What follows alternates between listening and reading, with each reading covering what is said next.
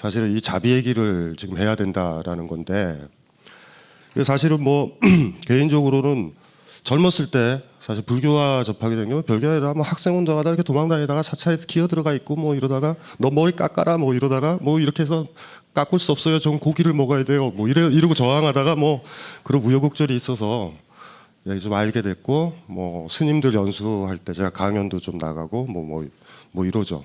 소통 얘기를 하는데 왜 자본 얘기를 하냐면, 우리가 아시잖아요. OECD 국가 있죠. 자랑이죠, 자랑. OECD 국가 된 다음서부터 우리 진짜 살기 힘들어진 거예요, 사실. 그리고 우리가 알고 있는 것 중에 대표가 우리가 OECD 국가 중에 자살률 1위죠. 여러분들은 행복한 사람이에요. 여러분들 안 죽고 여기 와 있는 거예요, 지금. 그러니까 사실은 잘 몰라요. 어느 정도 살고 지금 이 시간에 여기 계셨다라는 것마저도 뭐 살만하다라는 거예요, 어느 정도. 내 집 부모가 산다던가.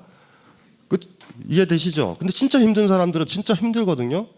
근데 우리가 그래도 동아시아에 유일하게 제스처가 아니라 수행을 하고 그 불교가 내려오는 나라잖아요. 그렇죠? 그리고 불교의 근본 이념은 아시죠?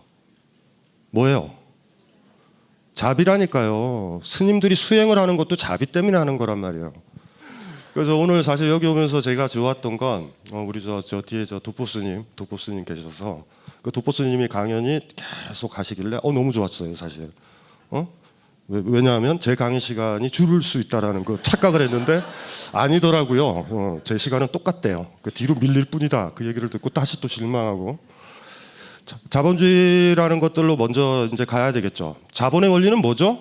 우리 삶에서 복잡하게 뭐 막스 얘기도 할 수도 있고 자본론 얘기도 할 수 있고, 남북이 분단되다 보니까 막 욕도 많이 하죠. 뭐 북한과 관련해. 북한 같은 경우가 사회주의 국가도 아니잖아요. 거의 왕조 시스템이니까 그걸 가지고 뭐 공산주의는 그렇고 사회주의는 그렇고 뭐 그런 헛소리하는 무식한 인간도 있어요, 아직도.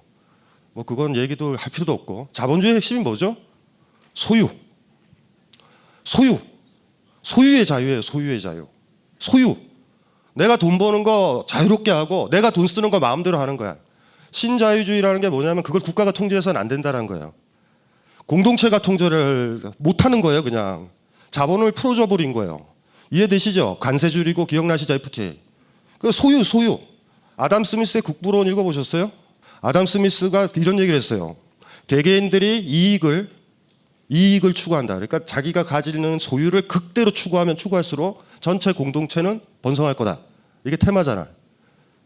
그게 테마예요. 국부론의 테마. 아담 스미스의 주장. 개개인들이 이익을 추구하면 전체 공동체는 무슨 소리인지 아시겠죠? 부유해질 거다.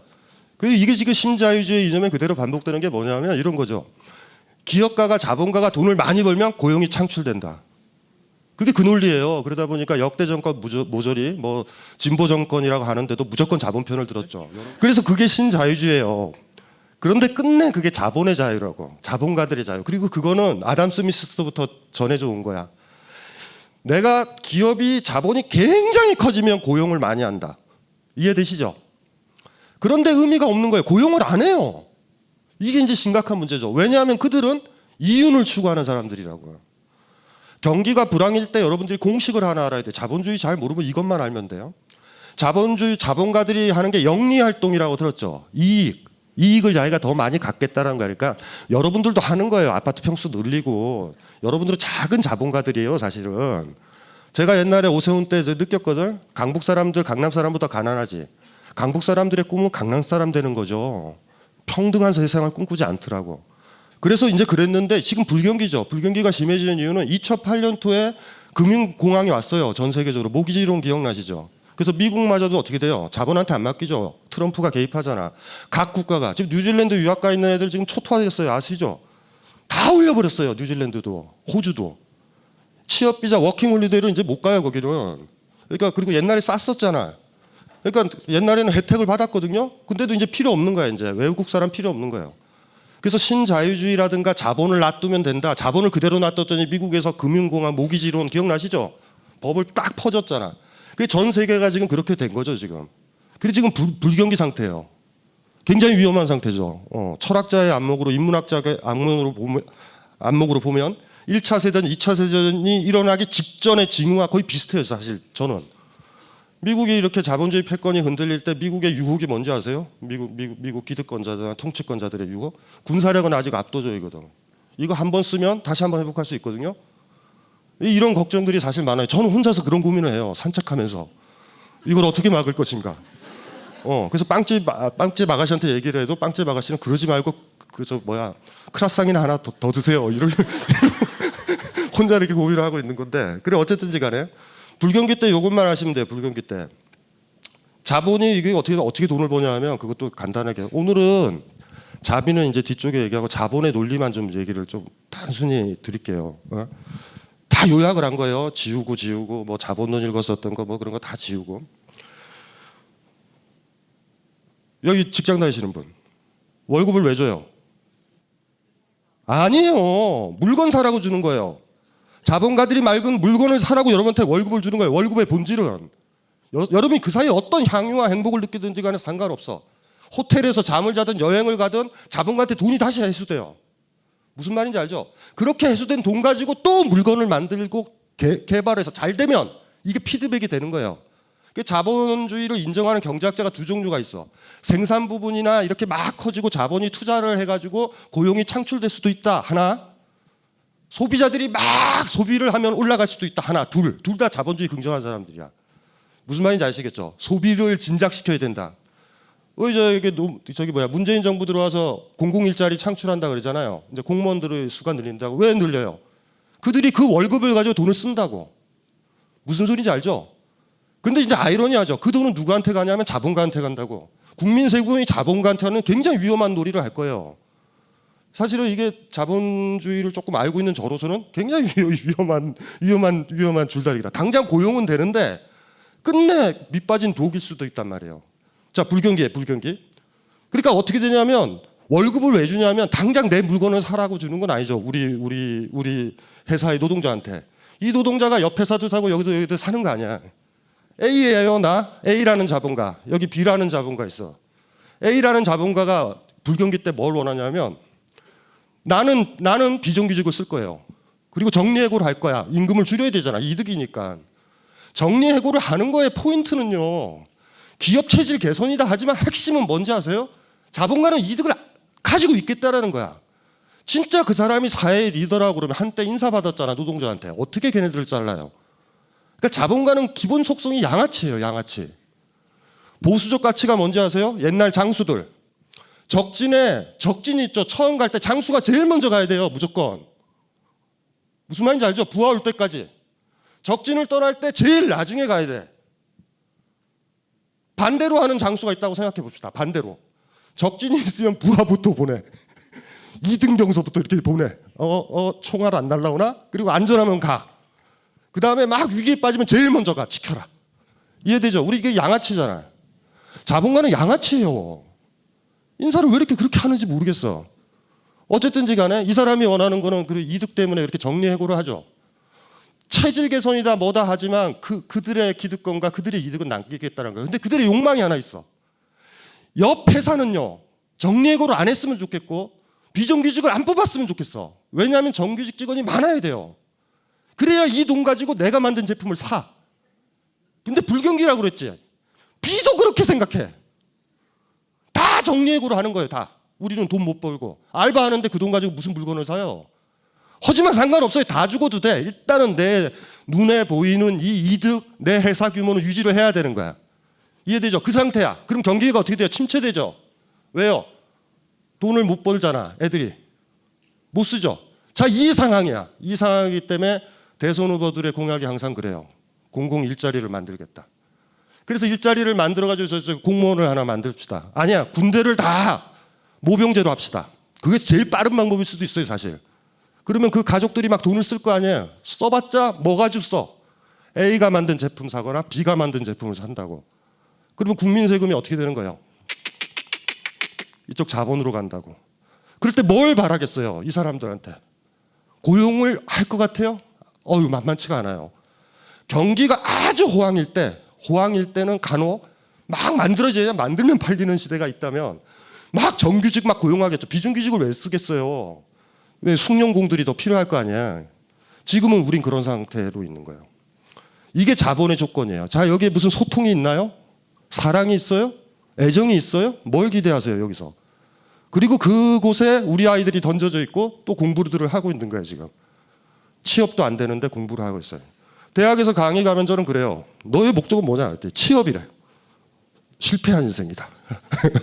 차라리 어머니한테 얘기해가지고 학비를 땡겨라.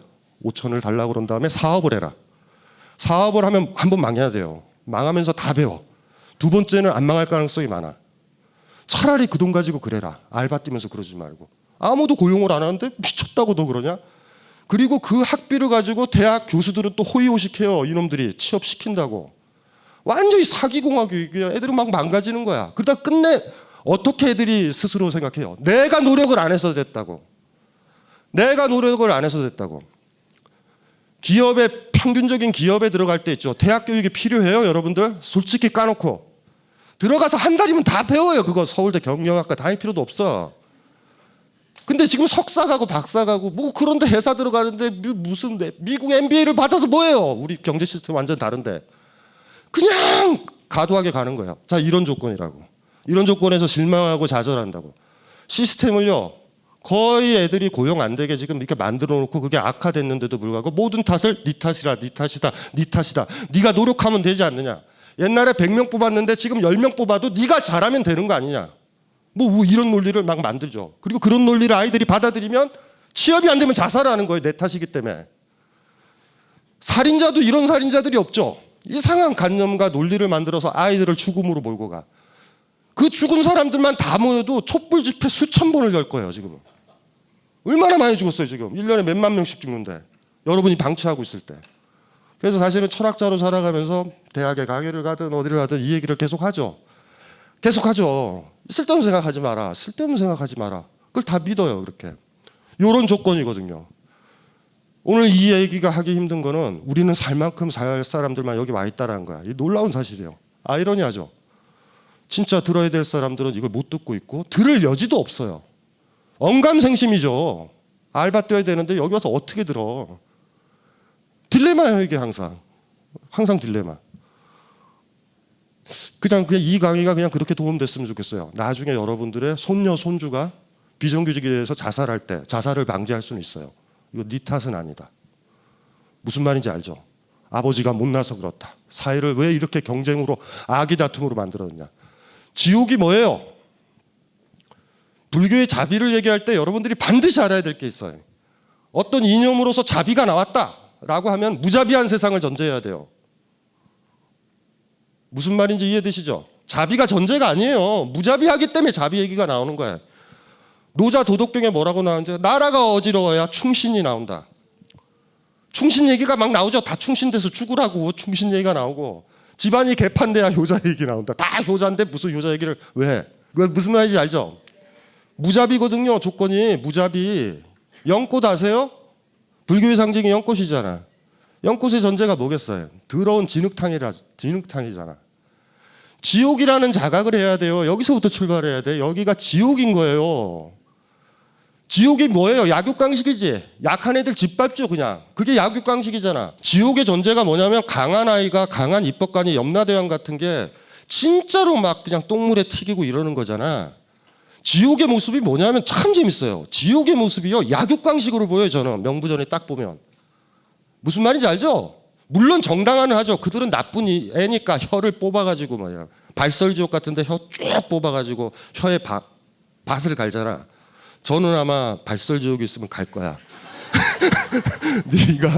네가 구업이라고 그러죠. 네가 말로서 사람들을 힘들게 했다. 그래서 혀를 쭉 뽑아가지고 저 같은 경우는 아예 그냥 수천만 평으로 늘려가지고 아마 할 것 같아. 근데 거의 약육강식이죠. 못 벗어나잖아. 판관들이 다 강한 사람이잖아. 근데 돌아보면 우리 세상이 그렇잖아요.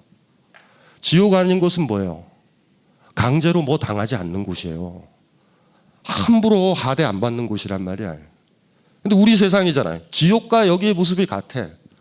저는 이제 우리가 이제 조계종이 이제 선종 계열이잖아요. 선종 계열. 정확하게 선종인데 뒤죽박죽이에요. 사실 구조적으로는. 뭐 대웅전도 있고 뭐 그러고. 옛날에 어디더라? 어느 암장가에 가봤더니 대웅전에 그 저기 석가모니불을 없앴어요.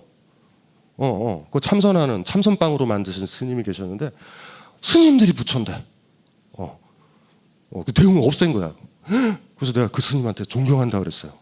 존경하는데 사찰이 나올 수도 있다. 위험한 짓을 하셨다. 뭐 그렇게도 얘기했는데 또 제가 제 강연의 특징이 삼천포로 가요.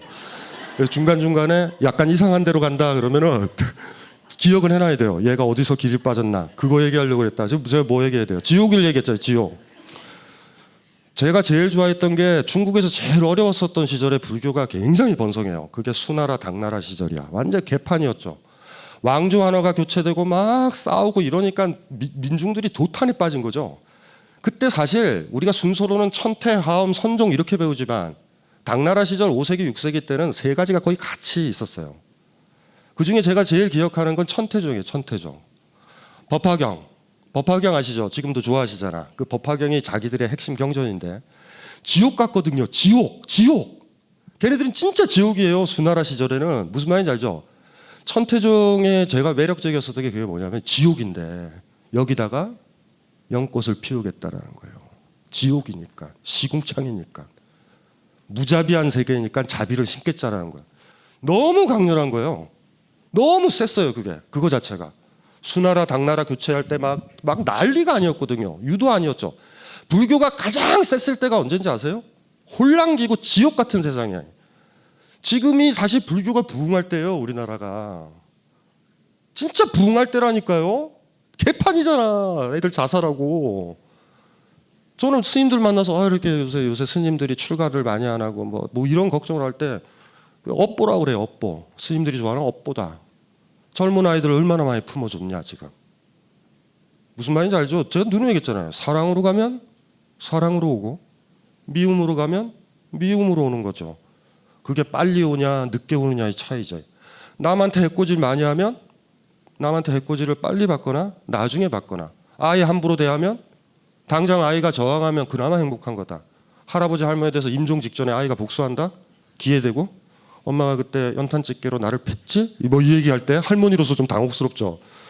저희 어머님은 저를 연탄집게로 때렸어요. 그래서 어머님한테는 얘기를 안 하고 있어요 지금. 어머님은 지금 그걸 모르세요. 근데 연세가 되시니까 과거를 다 날조하신다? 저를 금지 오격 키웠다고 생각하시는 그러려니 해요. 그냥 아직도 기억나요. 연탄집게로 맞았던 그 기억. 옛날에 연탄집게 젊은 친구 연탄집게로 맞아봤어요?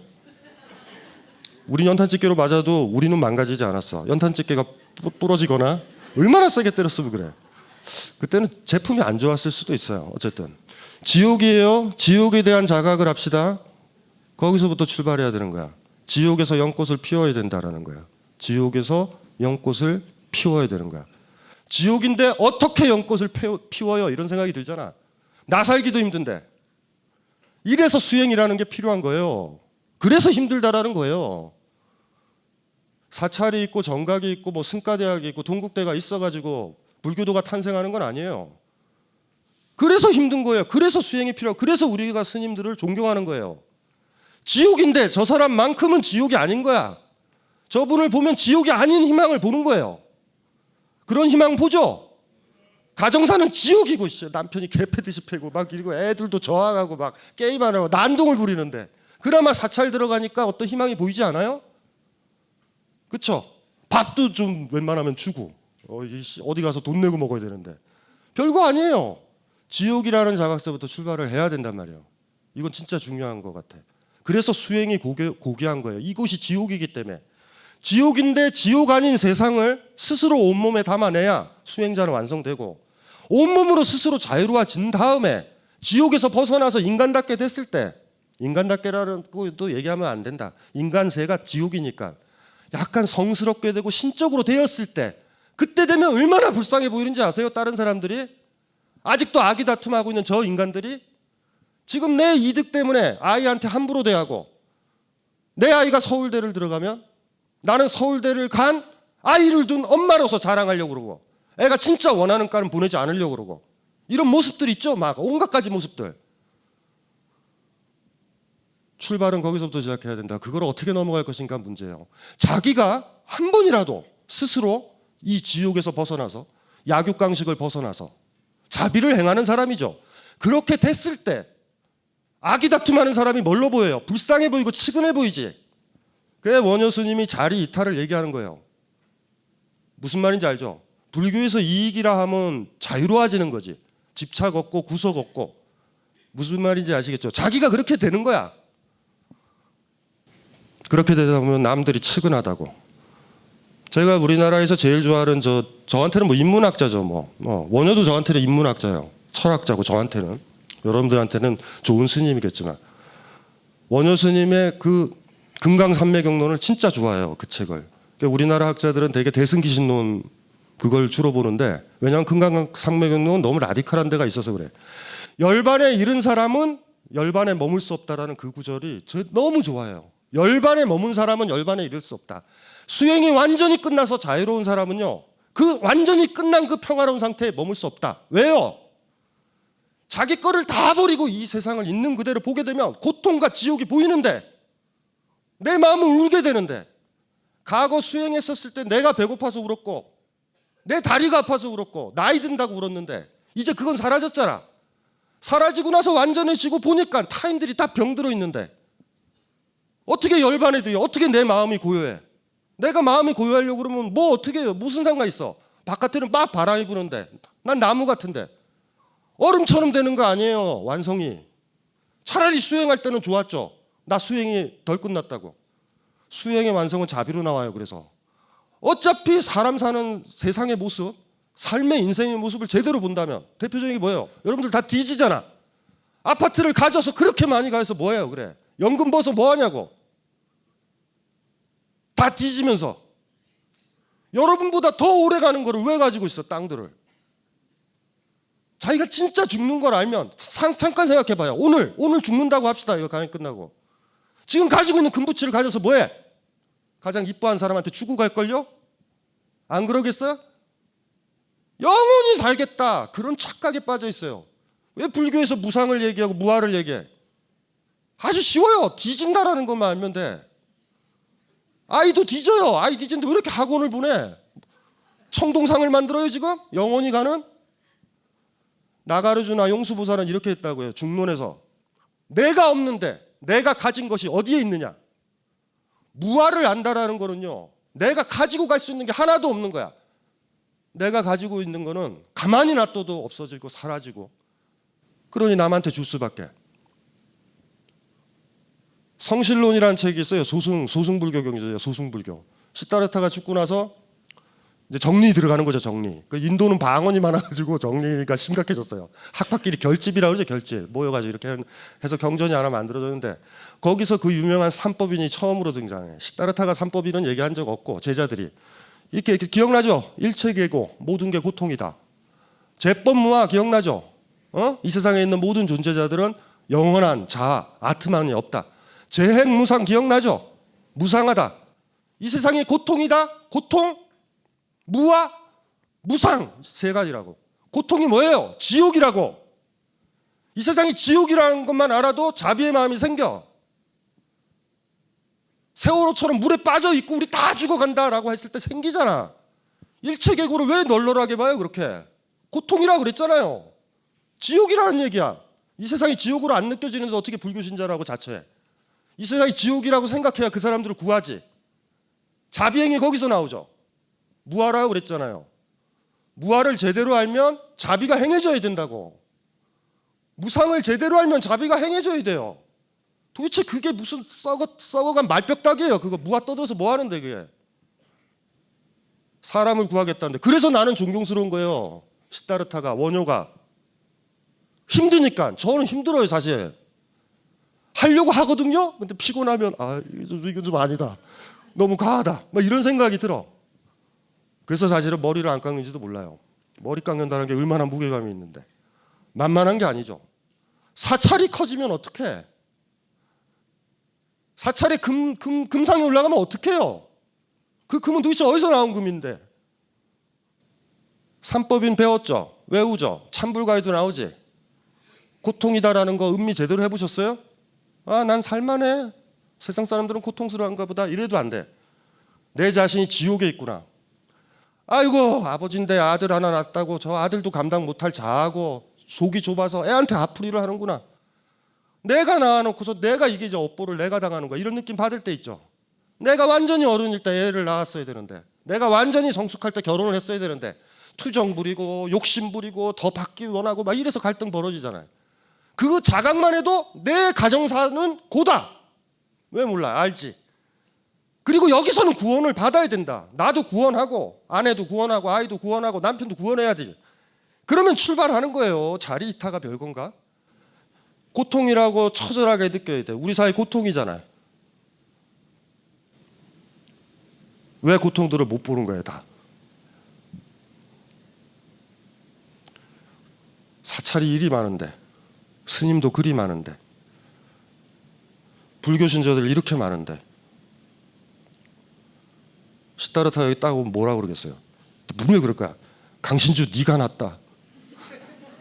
네가 중은 아닌데 내 뜻 비스무리한 것 같다. 불교의 모든 경전은 자비로 수렴되고 자비로 드러나야지 깨우침을 얻은 거예요. 제가 제 앞에 그거 했던 도법 스님을 존경하는 이유, 이렇게 다시 또 이 더운데 또 돌아다니시잖아요.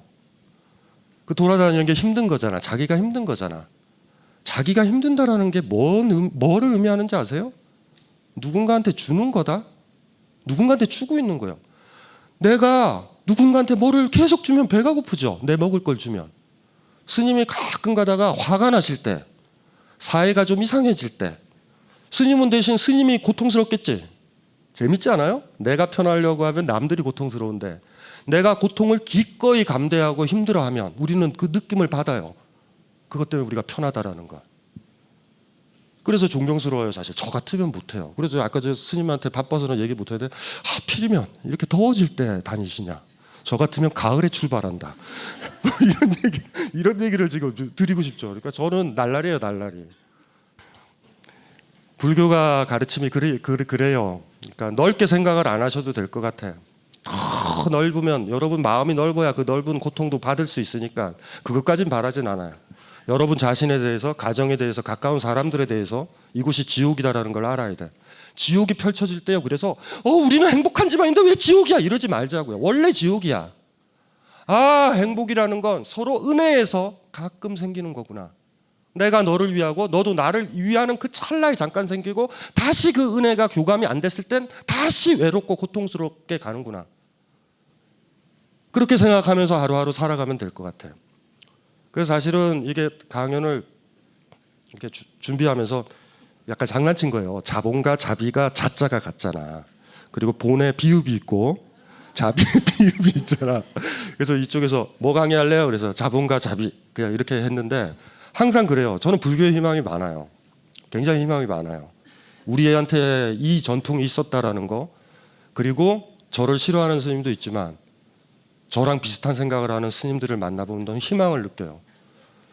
굉장히 많은 사찰에 또 다니고 스님들도 만나거든요. 저는 불교가 살아있는 걸 느껴요. 많이. 그리고 많이 자극돼요. 스님들도 괴롭히고. 이게 뭐 하는 짓이냐 이게. 대승불교가 아니라 이건 소승도 이런 소승이 없다. 우리 그런 표현 쓰잖아요. 대승적. 큰 수레잖아. 큰 수레. 큰 수레가 뭐예요? 물론 이건 대승불교에서 만든 거야. 앞 사람들이 소승이라고 놓고 이게 정치적 언사인데, 대승이 뭐예요? 큰 수레야. 나만 타는 게 아니라 다른 사람도 태워야 돼. 자, 여러분 인생이라는 수레에 누구 태우고 있어요 지금? 한 명이라도 태우고 있어요? 예를 들면 어미 입장에서 지체부자유자고 남들이 욕할 수 있고 막 침 흘리고 아무데나 똥 누고 뭐 이런 병 걸린 아이야. 기꺼이 데리고 다녀요? 수레에 태워서? 한 명이라도 자기 수레에 태웠냐고. 대승이 있어서 태우는 게 아니야. 그걸 태우면 대승이에요. 거기다 2명 태우면 어떻게 돼? 수레가 더 커지지. 자기가 대승이 돼서 태우는 게 아니에요. 육바라밀 기억나시죠? 여러분들 외우죠? 첫 번째가 뭐요? 보시해요? 보시는 어느 때 빛이 나는지 아세요? 나한테 전혀 갚을 수 없는 사람한테 줄 때 빛이 난다고.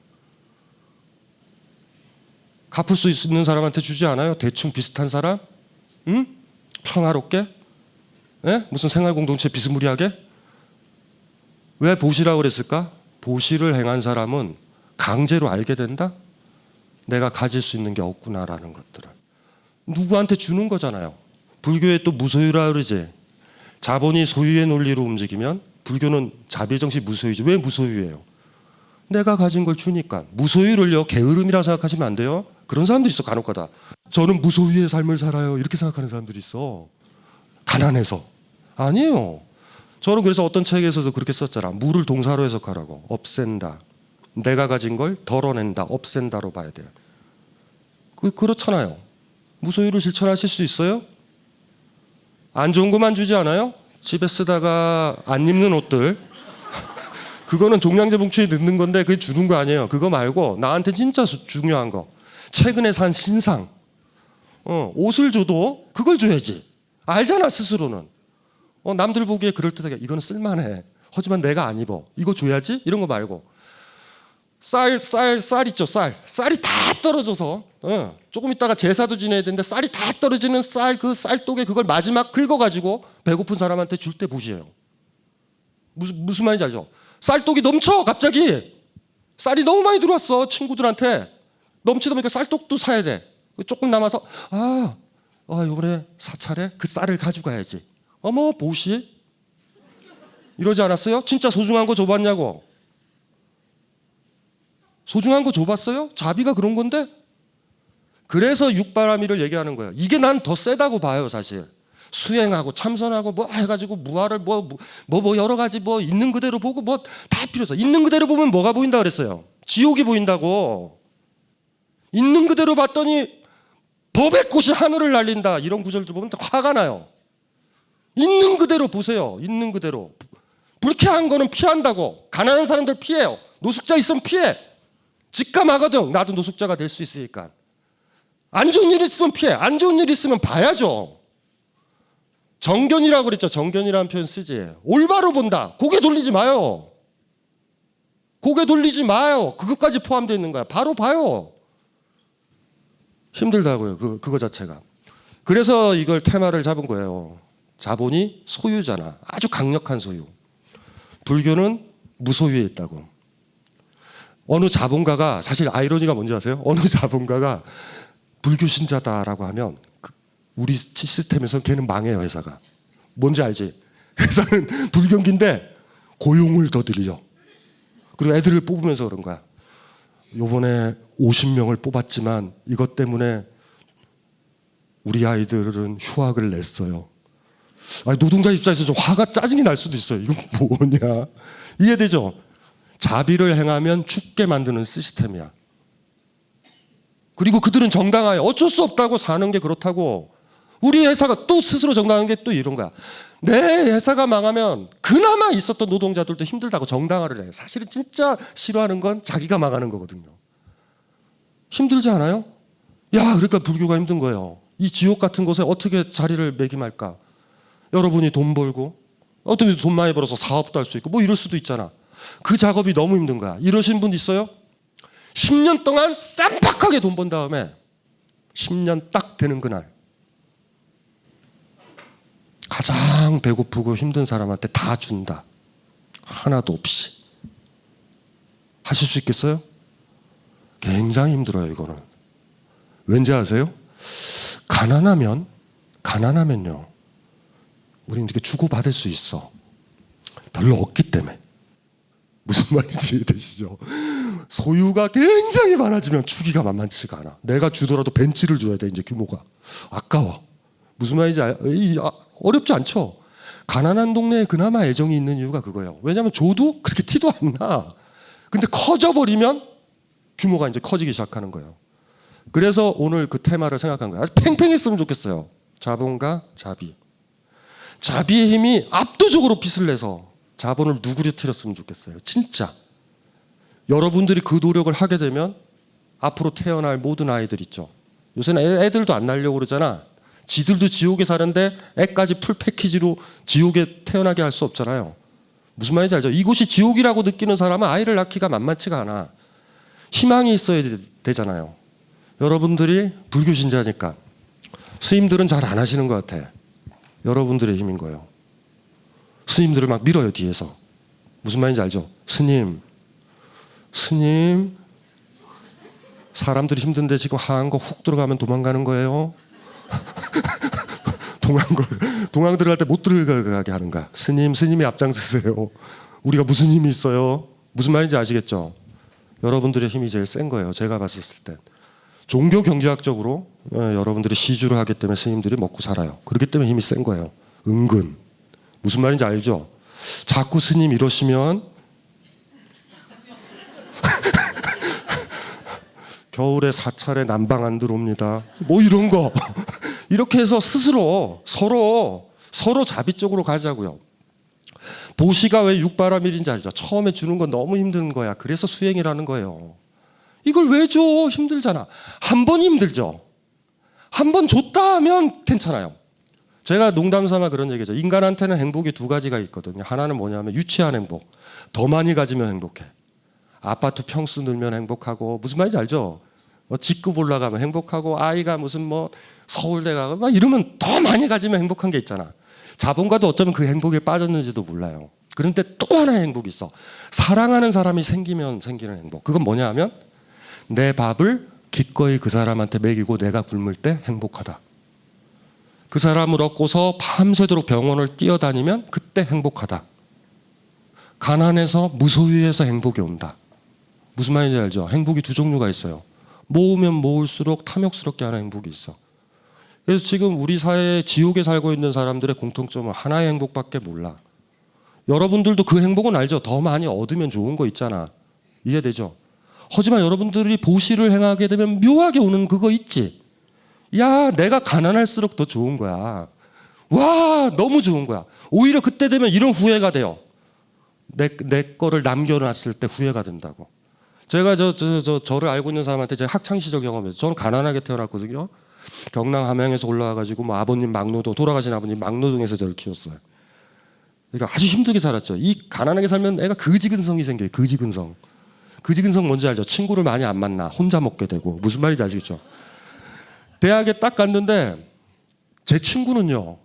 제가 조금 술이 많이 취하면 자기는 걸어가고 돈 다 털어가지고 있죠. 저한테 줘. 너무 멋있는 거예요. 멋있다고 쉽게 되는 건 아니에요, 그게. 근데 너무 많이 하니까 저도 조금 좀 자존심이 상하는 거야. 나는 매번 줄 때마다 내 생각을 하는 거죠. 그래가지고 그 당시에는 뭐 돈이 그렇게 뭐 그러니까 물가가 낮았으니까 80년 정도에. 예를 들면 5천 원이 있다. 5천 원도 큰 돈이에요. 그때 은하수가 그 얼마 안 됐을 때니까 담배가. 그러니까 그거를 가지고서 어떻게 되냐면 10,000원 있으면 저는 깨요 그걸. 치사하게. 그러니까 호주머니에다 이렇게 조금씩 넣어요 이렇게. 그런 경험 있으실 거예요 여러분들. 오늘 쏘는 날 있잖아. 다 못 쏴. 이 거지근성이 있어서 그래. 거지근성 저처럼. 왜냐하면 우리 어미도 그렇게 저를 키웠거든요. 더 많이 가져. 그래서 어쨌든 이 친구한테 하려고 그랬잖아.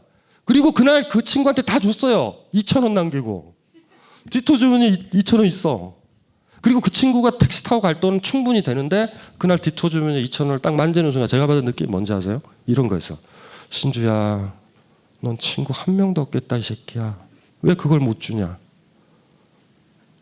친구가 생겨서 그 느낌도 드는 것 같아. 다 줬어야 되는데 씨발 이게 내 이득이 이거요. 무슨 말인지 이해되시죠? 찝찝한 거야. 근데 요새는 안 그래요. 요새는 그렇게 해요. 그래가지고 사람들이 저를 오해한다고. 제가 부유한 집 아이인지 알아. 함양에 전답이 3만 평이 있는 줄 알고. 어느 사이인가. 그쵸. 그게 부유해 보이는 거예요. 사실은 별게 아닌 것 같아.